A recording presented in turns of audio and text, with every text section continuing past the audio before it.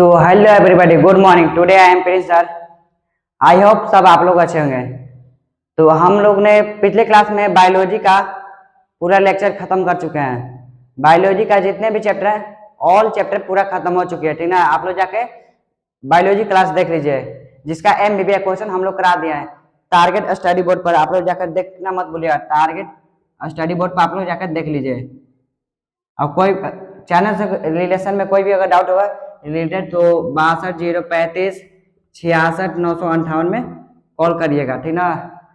Call करके अपना channel के बारे में पूछ सकते हैं, ठीक। MBBA क्वेश्चन के लिए जो कि नोट्स 2 से 3 दिन में आप लोग का पूरा चैप्टर एक साथ चल जाएगा, ठीक ना। नोट्स अभी नहीं भेजा जाए, शायद बायोलॉजी का फर्स्ट चैप्टर शायद गया होगा कल में, नहीं भी गया तो हम भेज देंगे, ठीक ना। 2 से 3 दिन के अंदर हम पूरा चैप्टर का एक साथ बायोलॉजी का भेज देंगे, ठीक ना। तो आप लोग देखना मत भूलिएगा।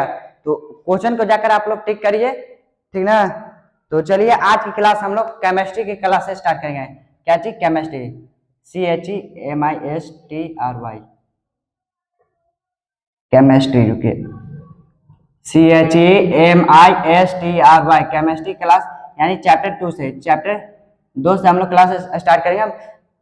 अम्ल भस्म एवं लवण, इसमें जो भी MBBA क्वेश्चन हम लेकर आए हैं उसको बता दें, क्योंकि ये चैप्टर बाबू बहुत बड़ा है।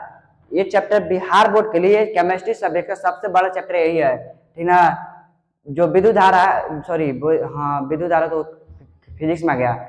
जो धातु वाला चैप्टर है वो इससे छोटा कर सकते हैं हम, क्योंकि इसमें क्वेश्चन लगभग बहुत सारा पूछा हुआ रहता है। मैंने देखा क्वेश्चन बैंक एंड बहुत सारे बैंक को पलट कर BBD गाइड हो कि क्वेश्चन बैंक हो कि गोल्डन वाला हो कि सेट पेपर, मैंने सारे से मिलाकर देखा तो क्वेश्चन इतने सारे पूछा, लेकिन मैंने उसमें से अच्छा क्वेश्चन को छाट कर लेकर आया हूँ कि मैं उसको कुछ देर में चालू कर दूंगा कि। तो चलिए आज की क्लास हम लोग स्टार्ट करते हैं, ठीक ना। जिसका चैप्टर का नाम है acid base and salt. Acid, ACID, acid base and salt, यानी अम्ल भस्म एवं लवण। इस चैप्टर में हम लोग को मुख्यतः अम्ल भस्म एवं लवण के बारे में हम लोग को जानकारी ले लेनी है, क्योंकि इससे क्वेश्चन बिहार बोर्ड के लिए बहुत इंपॉर्टेंट आती है, ठीक ना। क्योंकि हमारे समय भी आया था एक इससे क्वेश्चन, जो कि प्रकाश सर उनको समय भी आया था। तो आज डेट है 16 तारीख 9वां महीना 2025, यानी सितंबर 16 सितंबर को आज है, और 17 सितंबर को विश्वकर्मा पूजा है। यानी विश्वकर्मा पूजा है, जो कि यानी धातु से बने वस्तुओं को शायद पूजा होता है, तो उसको पूजा होगा, ठीक ना। क्योंकि उसको हिंदू धर्म में देवताओं के रूप में मानते हैं, उसको पूजा करते हैं। अन्य धर्म के बारे में हमको तो नहीं पता, ठीक ना। तो चलिए आज की क्लास हम लोग स्टार्ट करते हैं। फर्स्ट क्वेश्चन है कि जो कि बिहार बोर्ड के लिए MBBA होने वाली है। फर्स्ट क्वेश्चन का नाम है अम्ल तथा भस्म, यानी क्षार। भस्म का ही दूसरा नाम है क्षारक, क्षारक या क्षार, ठीक ना। भस्म का दूसरा नाम है क्षारक या क्षार। तो आप लोग कंफ्यूज मत होइएगा, यानी, ठीक ना। तो अम्ल भस्म में अंतर लिखे, अंतर स्पष्ट करे, अंतर लिखे या अंतर स्पष्ट करे। क्वेश्चन को घुमा देता, सिर्फ क्वेश्चन को घुमाता है बाबू, ठीक ना, कि स्पष्ट करे, अंतर लिखे, ऐसे करके दे देगा, ठीक है। एंड सेकेंड क्वेश्चन है जिसका नाम है धातु के साथ अम्ल की अभिक्रिया होने पर सामान्यतः कौन सी गैस निकलती है, यानी हाइड्रोजन गैस निकलती है। मैं लास्ट में बता दूं कौन कौन MBBA है, ठीक ना। अभी लिख लेता हूँ क्योंकि क्वेश्चन बहुत सारा ज्यादा है आज की क्लास में, ठीक ना। धातु के साथ, क्योंकि बुक से क्वेश्चन ज्यादा नहीं पूछता है, ये पता होगा आप लोग को। क्वेश्चन बैंक है ये सबसे पूछता है, तो आप लोग कितना क्वेश्चन बैंक आप लोग पलटिएगा। इससे बेहतर कि हम जो जितना देते हैं उतना आप लोग पढ़ लीजिए, जिससे कि आप लोग का अच्छा खासा नंबर आ सके, यानी 450 से 500 के बीच में नंबर आ सके। 450 से लेकर 470 तक हम कन्फर्म है कि इस बार हमको दिलवाना है।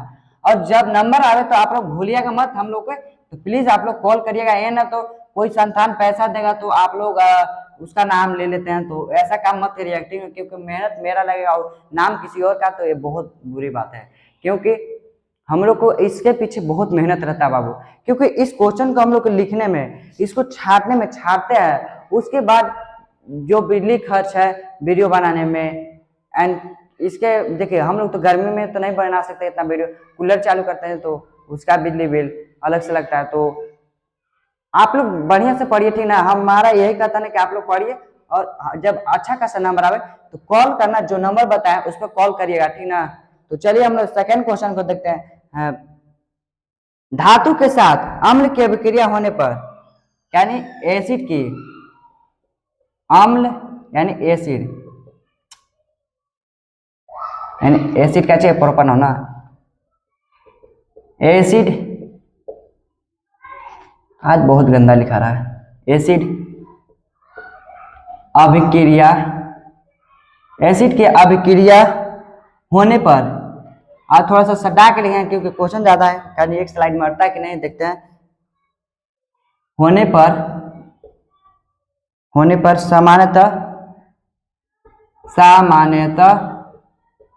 सामान्यतः कौन सी गैस निकलती है, क्या चीज, शॉर्ट में होगा H2 गैस यानी हाइड्रोजन गैस। कौन सी गैस निकलती है, यानी धातु के साथ अम्ल का अभिक्रिया, यानी धातु को ले लीजिए, जैसे सोडियम और एसिड में, जैसे नींबू, सोडियम और नींबू को लेंगे तो कौन सी गैस निकलेगा, तो हाइड्रोजन गैस निकलेगा यानी H2 गैस। ये कोई भी धातु लीजिएगा आप लोग, आयरन ले लीजिए या कुछ भी लीजिए, उसके साथ अगर आप लोग अभिक्रिया कराइएगा तो सोडियम के साथ क्रिया कराया तो H2 गैस निकला, ठीक उसी प्रकार आप लोग आयरन के साथ, स्टील के साथ, कॉपर के साथ करवाइएगा तो H2 ही गैस निकलता है, ठीक ना। एंड थर्ड क्वेश्चन है जिसका नाम है हमारे दैनिक जीवन में पीएच के किन्हीं 5 महत्वों का उल्लेख करें। हमारे दैनिक यानी दिनचर्या से रिलेटेड, दैनिक जीवन में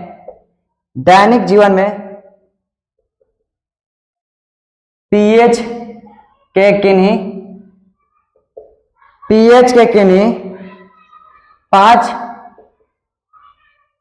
किन्हीं 5 महत्व का उल्लेख करें,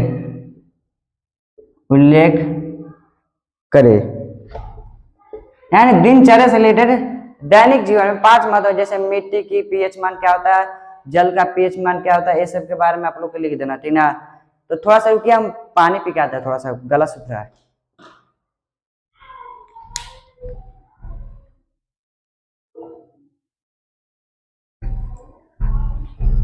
तो फाइनली दोस्तों हम पानी पीकर आ चुके हैं, तो चलिए हम लोग नेक्स्ट सवाल की ओर चलते हैं, जिसका नाम है, अगर आप लोग को कैमरा में अगर कोई दिक्कत हो तो आप लोग जो वॉइस बोल रहे हैं उसके माध्यम से आप लोग अपना कॉपी पर निकाल कर आप लोग क्वेश्चन को लिखिए, प्रैक्टिस करिए, ठीक ना। जल की अनुपस्थिति में अम्ल का व्यवहार अम्लीय क्यों नहीं होता है? जल की अनुपस्थिति में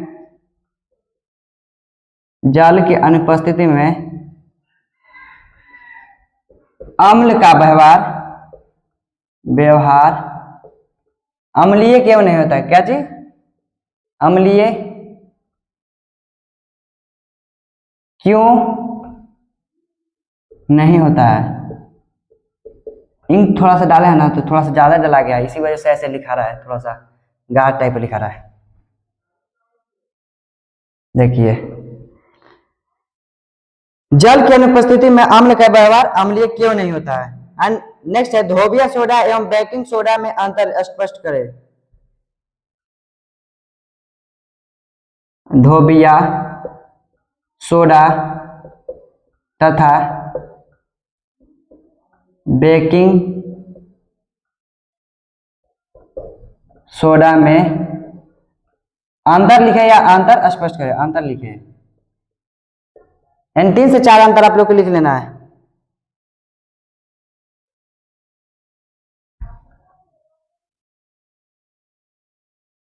फॉर एग्जाम्पल भी आप लोग याद कर लीजिए इसका। विरंजक चूर्ण किस प्रकार तैयार किया जाता है, इसके सामान्य गुण और उपयोग लिखे। और समीकरण को भी, विरंजक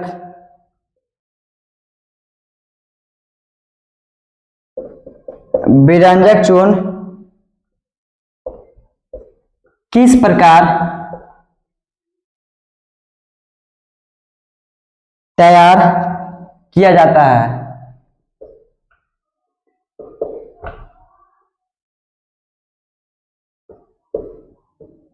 इसके सामान्य गुण और उपयोग लिख रहे, गुण और उपयोग लिखे, गुण और क्या चीज, उपयोग लिखे।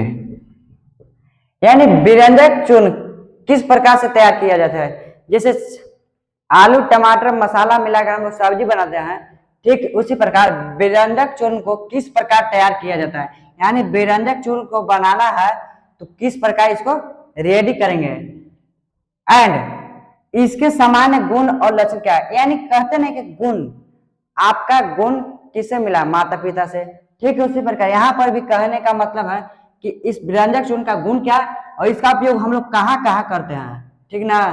नेक्स्ट सवाल है,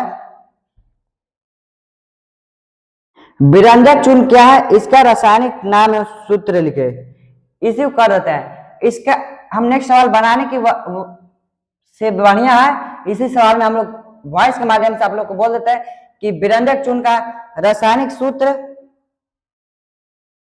आप लोग लिख लीजिएगा, क्या चीज, रासायनिक सूत्र एवं रासायनिक सूत्र लिख लीजिए, इसी में रासायनिक सूत्र आप लोग लिख लिया। रासायनिक सूत्र इसका याद कर लीजिए, ठीक ना। विरंजक चूर्ण का क्यों है क्वेश्चन बनाना, इसी से बढ़िया कि यहीं पर छोड़ दीजिए। या क्वेश्चन इसमें एक और पूछता है, ब्लीचिंग पाउडर कैसे बनाया जाता है, इसका समीकरण के साथ ही उसके 3 उपयोग बताएं। ब्लीचिंग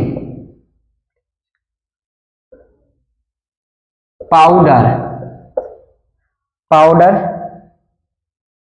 ठीक इसी प्रकार जैसा विरंजक चूर्ण है ना, ब्लीचिंग पाउडर कैसे या किस प्रकार या कैसे तैयार किया जाता है तथा इसके रासायनिक सूत्र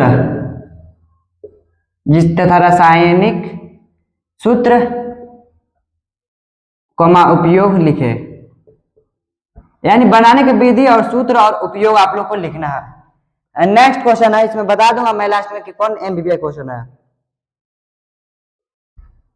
अम्ल को तनुकृत क्या करते समय अम्ल को जल में मिलाना चाहिए, न कि जल को अम्ल में।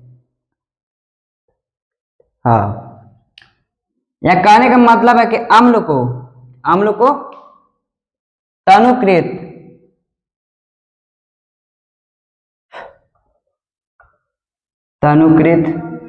यानी मिलाते समय करते समय अम्ल को जल में मिलाना चाहिए, जल में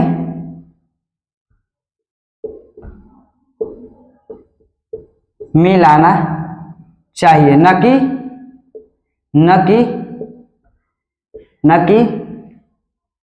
कि जल को अम्ल में मिलाना चाहिए, अम्ल में चाहिए। आप लोग कमेंट करिएगा और सब्सक्राइब करिएगा, क्योंकि इसी से हम लोग का एनर्जी बहुत ज्यादा होता है, ठीक ना। तो आप लाइक और सब्सक्राइब जरूर करिएगा, जिसका नाम है टारगेट स्टडी बोर्ड। तो चलिए हम लोग इस क्वेश्चन को पढ़ लेते हैं फिर से, क्योंकि इसको बोलते समय मेरा वॉइस थोड़ा सा लो हो गया, क्योंकि एनर्जी बहुत कम है, क्योंकि खाना हम अभी तक खाए नहीं है और टाइम अभी 3:30 हो गया है। तो देखिए, अम्ल को तनुकृत यानी मिलाते समय अम्ल को जल में मिलाना चाहिए, न कि जल को अम्ल में। देखिए, ये बर्तन है और एक और बर्तन है और एक ए बर्तन है और एक ए बर्तन है। ये जल है, ये अम्ल है, सॉरी ये क्या चीज है, एसिड, ए H2O, H2O एसिड। मैं इस एग्जाम्पल के माध्यम से आप लोग को समझाना चाहता हूं कि क्वेश्चन का कहने का मतलब क्या है। इसमें कहने का मतलब है कि इसमें जो भरा है, दिखा देता हूं थोड़ा सा, रुकिए, इसे ब्लू मार्कर से मैं भर देता हूं। इसमें जितना भरल है देखिए, ये सब भरल है जल, एक आचे जल, एक आचे एसिड।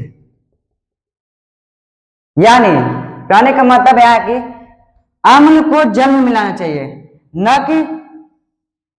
कि जल को अम्ल में।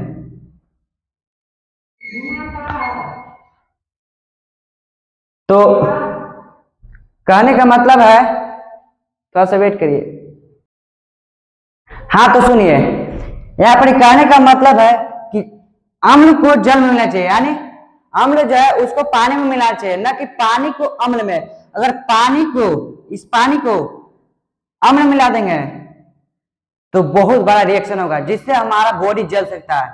इसलिए ध्यान पूर्वक अगर आप लोग एक्सपेरिमेंट करिएगा तो अम्ल को जल में मिलाइएगा, यानी एसिड को H2O में मिलाइएगा, एसिड को H2O में मिलाइएगा, न कि जल को एसिड में, ठीक ना।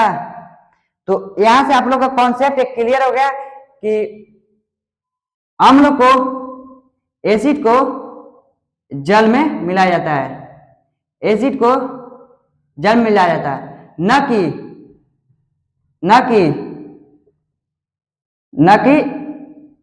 जल को एसिड में, न कि जल को एसिड में।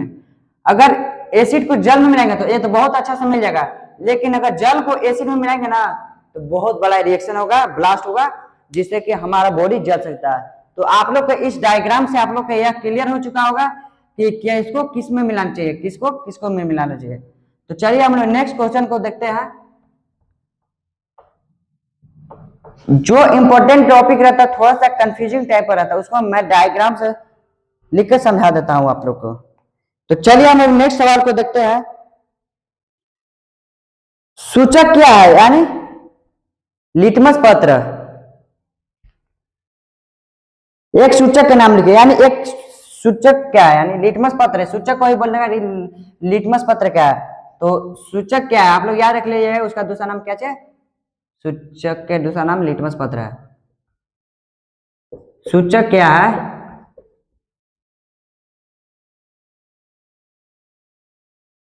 एक या दो सूचक के नाम लिखिए, यानी हम एक से ऐसे एग्जाम में एक ही पूछता है, लेकिन आप लोग याद कर लिएगा, मैं यहाँ पे थोड़ा सा बढ़ा दिया हूँ क्वेश्चन को। सूचक क्या है, एक से अधिक सूचक के नाम लिखिए, आपको जितना याद है, सूचक, एक से अधिक सूचक के नाम लिखे।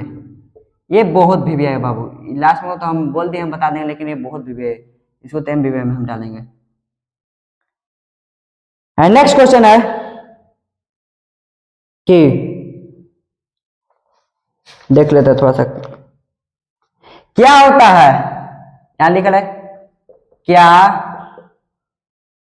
होता है जब CO2 गैस, यानी कार्बन डाइऑक्साइड गैस को,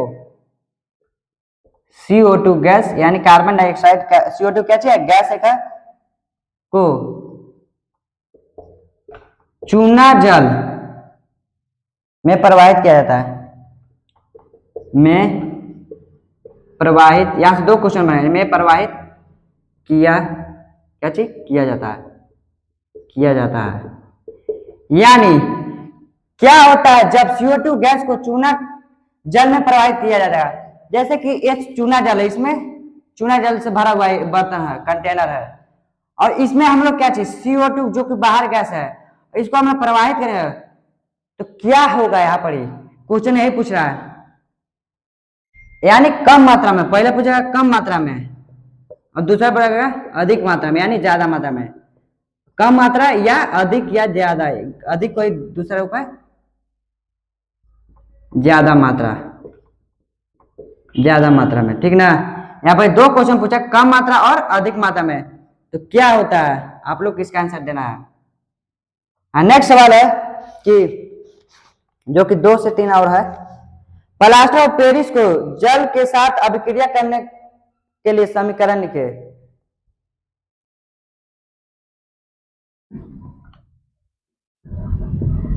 plaster of Paris, plaster of Paris, Paris कहां से आया बाबू, लंदन में एक शहर है जिसका नाम है पेरिस, वहीं से शब्द आया पेरिस, ठीक ना। आप लोग इसको याद है, पूछेगा कि एग्जाम में कि पेरिस किस देश का नाम है, किस देश के अंतर्गत आता है, तो आप लोग बोल दीजिएगा लंदन। लंदन के एक वैज्ञानिक थे, ठीक ना, पेरिस शहर के रहने वाले, उन्हीं के नाम पर पड़ गया। प्लास्टर ऑफ पेरिस को जल के साथ अभिक्रिया के लिए समीकरण लिखे। यानी कहने का मतलब है कि प्लास्टर ऑफ पेरिस, क्या चीज, प्लास्टर ऑफ पेरिस जिसका सूत्र था CaSO4 इंटू हाफ H2O, ठीक ना, और 10 लग गया तो इसमें अर्ध हो जाता है, ठीक ना। तो CaSO4 इंटू हाफ H2O को जल के साथ अभिक्रिया के लिए समीकरण लिखना है आप लोग को, और इसका उपयोग आप लोग लिख लीजिएगा। साथ ही इसका उपयोग कहाँ कहाँ होता है, जैसे कि हमारा पैर टूटता है या हाथ टूटता है या अन्य बोन्स टूटता है, यानी हड्डी जो टूटता है उसको मरम्मत करने में प्लास्टर ऑफ पेरिस का उपयोग किया जाता है। जैसा कि हम लोग पिछले वीडियो में आप लोग को दिखाए थे कि मेरा पैर जो टूटा था तो प्लास्टर ऑफ पेरिस से ही मरम्मत हुआ था। एंड नेक्स्ट सवाल है कि आयोडीन युक्त नमक की सलाह क्यों दी जाती है। यानी डॉक्टर जो है, क्या चीज, डॉक्टर, यहाँ पूछ देगा, डॉक्टर लोग हैं, डॉक्टर लोग व्यक्तियों को, क्वेश्चन हम अपने से बना रहे हैं, डॉक्टर लोग व्यक्तियों को आयोडीन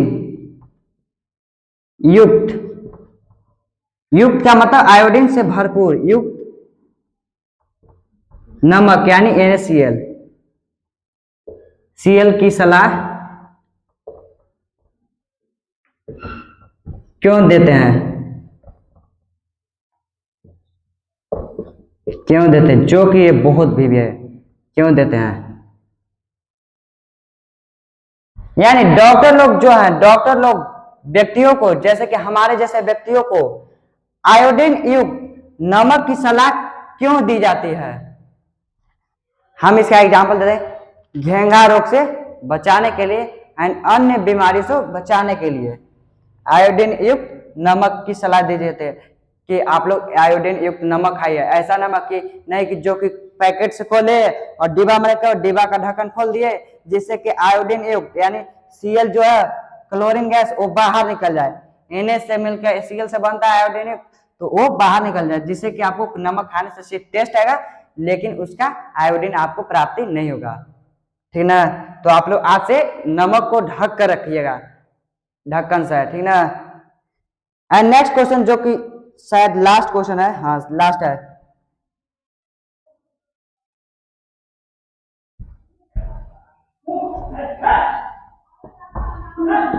प्लास्टर ऑफ पेरिस को अर्धरोधी यानी वायुरोधी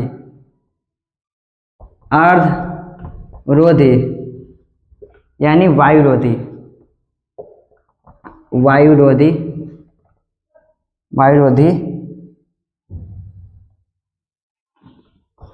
बर्तन में क्यों रखा जाता है।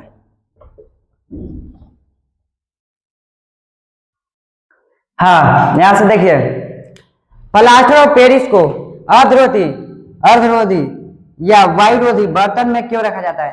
यानी CaSO4 इंटू हाफ H2O को अर्धरोधी यानी वायु से जिसमें वायु न जा सके वैसे बर्तन या डिब्बे में क्यों रखा जाता है? क्योंकि वो वायु से नमी प्राप्त कर अभिक्रिया करने के फलस्वरूप वो क्या चीज बनाता है? जिप्सम, जिसका सूत्र होगा CSO4 इंटू 10H2O शायद होगा, CSO4 इंटू 10H2O शायद, हाँ यही है लगभग में। तो आप लोग इतना क्वेश्चन को करना, मात्र इतना क्वेश्चन, 1 2 3 4 5 6 7 8 9 10 11 12 13 13 क्वेश्चन है, बस 13 क्वेश्चन आप लोग कर लीजिएगा तो एक चैप्टर आपका फिनिशिंग। और जो कि आप लोग सोच रहे हैं कि भैया आप ये वाला छोड़ दिए क्यों, जो इसका क्वेश्चन का नाम है कि नींबू में कौन सा अम्ल पाया जाता है, चींटी के डंक में कौन सा अम्ल पाया जाता है, बिच्छी के डंक में कौन सा अम्ल पाया जाता है, तो इसको बारे में जो नोट्स हम लोग भेजेंगे उसी में ले दें, क्योंकि उसको लिखने के लिए हमको आधा स्लाइड चाहिए, क्योंकि उसमें बहुत सारे जीव आ जाते हैं, फल आ जाते हैं, तो उसको लिखने के लिए थोड़ा सा हमको जगह चाहिए जो कि स्पेस अब नहीं है, इसलिए मैंने उसको नहीं लिखा हूं। उसको आप लोग को पैनल PDF के रूप में भेज दूंगा, ठीक ना। तो आप लोग उसको कर लीजिएगा, मैं इसमें बता देता हूँ थोड़ी देर में। तो उससे पहले मैं आप लोगों को एक शायरी सुना देना चाहता हूँ कि सक्सेस का मजा तभी आता है, कि सक्सेस का मजा तभी आता है जब आप पर किसी का भरोसा ना हो। यानी सक्सेस का मजा तभी आता है जब आप पर किसी का भरोसा ना हो। जैसे कि आप लोग पहले से नहीं पढ़े थे या पढ़े भी थे, जो कोई सोचता है कि ये लड़का नहीं पढ़ रहा, तो आप लोग उसको करके दिखाइए कि हाँ हम पर कोई भरोसा नहीं कर रहा था, तो उसको आप लोग करके दिखाइएगा, नंबर लान के दिखाइए कि भरोसा करने लायक, ठीक ना। यानी 400 से 450 के बीच, 470 80 के बीच लानिए नंबर, और अपने गांव वालों को मुंह को बंद कर दीजिए, अपने शहर वालों को मुंह को बंद कर दीजिए। संघर्ष क्या होता है उस स्टूडेंट से पूछो, संघर्ष क्या होता है उस स्टूडेंट से पूछो जो पढ़ाई के साथ साथ घर की जिम्मेदारी भी संभालता है। यानी संघर्ष क्या होता है जाकर उस स्टूडेंट से पूछो जो पढ़ाई के साथ साथ घर की जिम्मेदारी को संभालता है, ठीक ना। तो आप लोग उस स्टूडेंट से पूछिए जो घर की जिम्मेदारी भी संभालता है और पढ़ाई भी साथ करता है और नंबर भी अच्छा खासा लाता है। उस विद्यार्थी से जाकर पूछिए कि संघर्ष क्या होता है, ठीक ना। तो चलिए हम आप लोगों के MBBI क्वेश्चन आप लोग को बता देता हूं।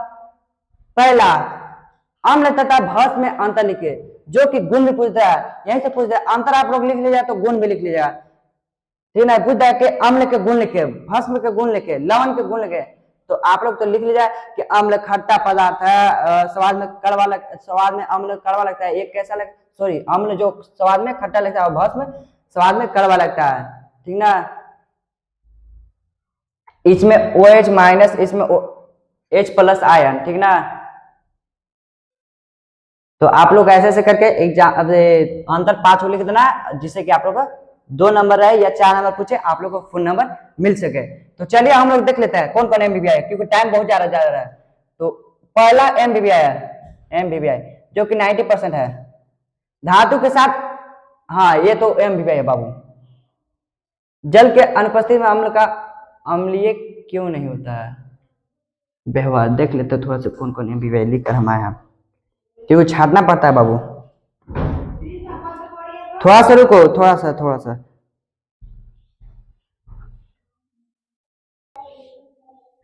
हाँ। तो चलिए दोस्तों, मैं बता रहा था MBBI क्वेश्चन, थोड़ा सा डिस्टर्ब हो गया क्योंकि गांव के जो शिष्य लोग हैं जो आ गई थे कि केवाड़ी खोलिए, तो बोली कि प्रिंसिपल केवाड़ी खोलो, तो ऐसे बोलकर बोली तो मैं चला गया, जो कि आप लोग को माइक में सुनाया होगा, ठीक ना। वो सबको ध्यान में मत रखिए, आप लोग पढ़िए सिर्फ, ठीक ना, क्योंकि मेरा घर गांव में ही है, इसलिए आवाज आप लोग का आ जाता, ठीक ना। जो कि मेरा घर नहीं है, भवन है, इसी के अंदर हम लोग वीडियो बनाते हैं, ठीक ना। तो चलिए हम लोग देखते हैं हमारे दैनिक जीवन में, ये तो 100% MBBI बाबू, 100%। जल के अनुपस्थिति अम्ल का व्यवहार अम्लीय क्यों नहीं होता है, ये 70% MBBI है। धोबी सोडा, ये MBBI है बाबू। विरंजक चून किस पूछ देता है, ये दोनों MBBI है, ये दोनों में से एक को पूछ देता है, ठीक ना।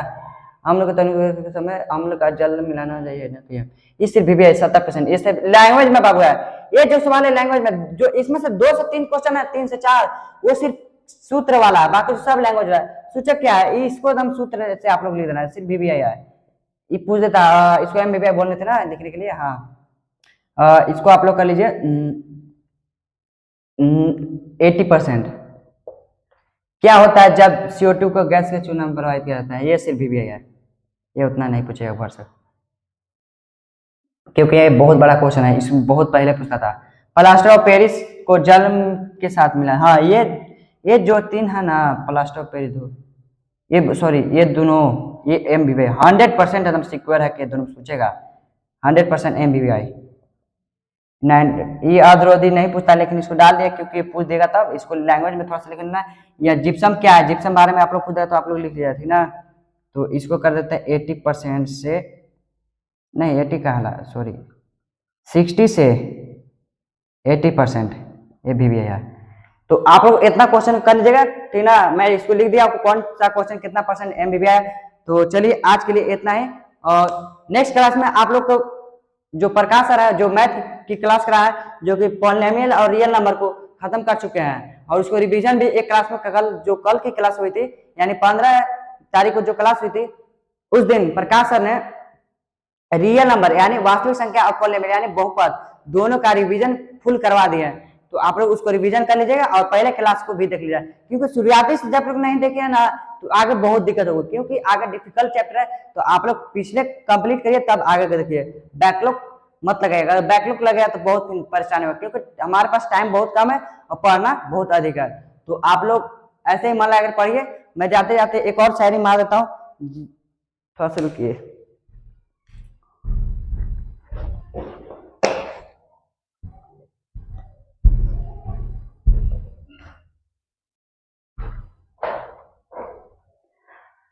अगर इश्क नोट से हो तो दिल नहीं रिकॉर्ड टूटता है। अगर इश्क नोट से हो तो दिल नहीं रिकॉर्ड टूटता है। यानी कहने का मतलब है अगर आपको मोहब्बत यानी लव यानी प्यार अगर नोट से होता है तो दिल नहीं रिकॉर्ड टूटा है। क्या चाहिए, रिकॉर्ड टूटा है। यानी कहने का मतलब है कि आप लोग इतना मेहनत करिए, क्योंकि लास्ट में ही लेकिन जो बच्चा आप लोग जैसे बच्चे हैं तो वो डाइवर्ट हो जाते हैं, जो कि एग्जाम टाइम में डाइवर्ट हो जाए है। क्योंकि अगर डाइवर्ट हो जाएगा तो आपका ही नुकसान है। इसलिए आप लोग नोट से प्यार करा, न कि गर्ल्स से, ठीक ना। तो आप लोग ऐसे ही पढ़ते रहिए मन लगाकर। तो चलिए आज के लिए इतना ही। आप लोग इतना क्वेश्चन कर लिया, और जो भी डाउट है तो 62 035 66 958 पर कॉल कर लीजिएगा, मुझे कॉल कर लीजिएगा, ठीक ना। इस नंबर पर आप लोग कॉल कर लीजिएगा, जिससे कि आप लोग को पैनल PDF के रूप में आप लोग को मिल सके। जो भी डाउट है तो पूछ लीजिएगा, और टारगेट स्टडी बोर्ड को सपोर्ट कीजिए फुल से फुल, क्योंकि फुल जब तक सपोर्ट करिए, अगर धीरे धीरे अगर आप लोग क्लास को शेयर इतना करिए कि आप लोग के बड़े भैया पास करिए, माता पास करिए, पिता पास करिए, एंड अपने से छोटे भाई बहनों के पास भी करिए, जिससे कि आप लोग मेरा चैनल ग्रोथ हो सके, जिससे कि मैं और बच्चों के पास पैनल जो है इसको भेज सकूं, ठीक ना। तो आप लोग ऐसे ही मन लगा के पढ़िए। जय हिंद, जय भारत।